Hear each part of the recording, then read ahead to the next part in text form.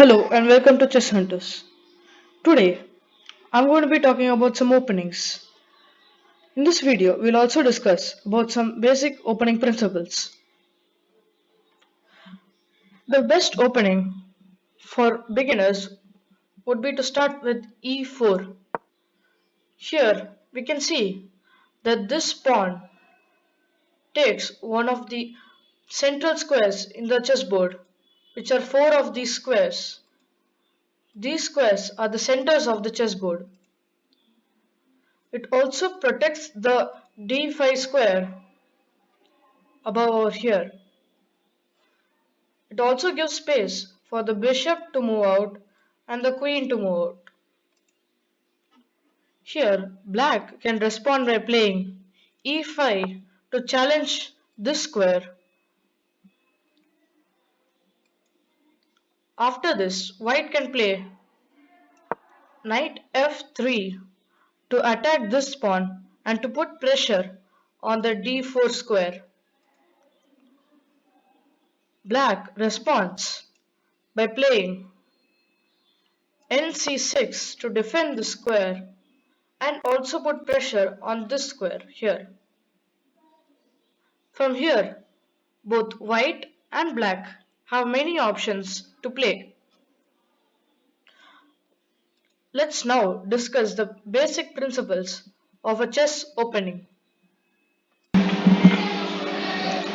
Next opening principle is to develop your minor pieces. The minor pieces are bishop and your knights. Here you can see one of the knights are developed for white. Next, he can start developing his light square bishop. It is better to develop your minor pieces towards the center as shown here. The bishop, instead of going to this diagonal, can better go to this diagonal to one of these squares. Like this as shown here. This gives the bishop more opportunities to attack and defend.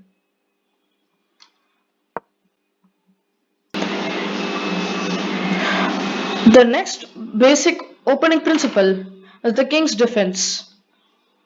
The king's defense is essential, as if the king is mated, the game is over. The king's defense can be achieved through castling. The f2 pawn for white or f7 pawn for black is the weakest pawn, as it is only defended by the king and no other piece. This is the reason why most opening traps use the f2 or f7 pawn to attack the king early on. As shown in the scholar's mate, the bishop and the queen attack the f7 pawn where the king is later mated.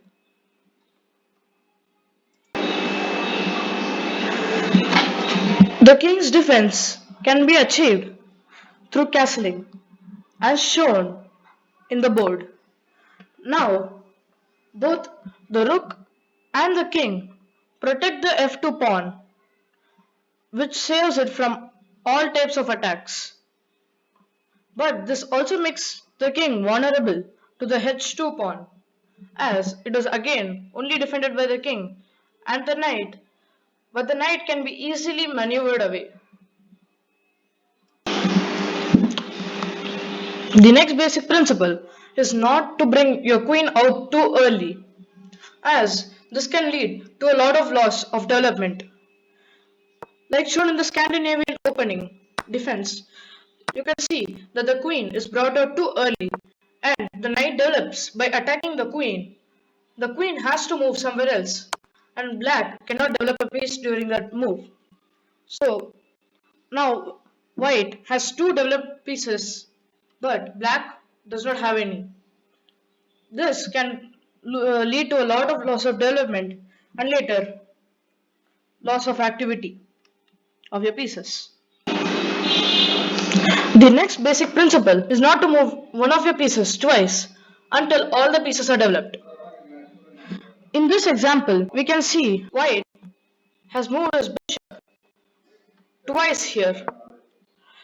Instead of moving this bishop twice, he could have directly gone to that square and then later brought his knight up. But he lost one move due to his mistake.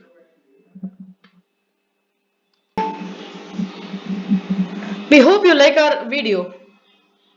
We hope that you find this useful. If you want to directly support our channel, you can subscribe to our channel. Keep playing chess. That's the only way to improve. Speaking of playing, you can play on chess.com. It is an online chess server for playing chess.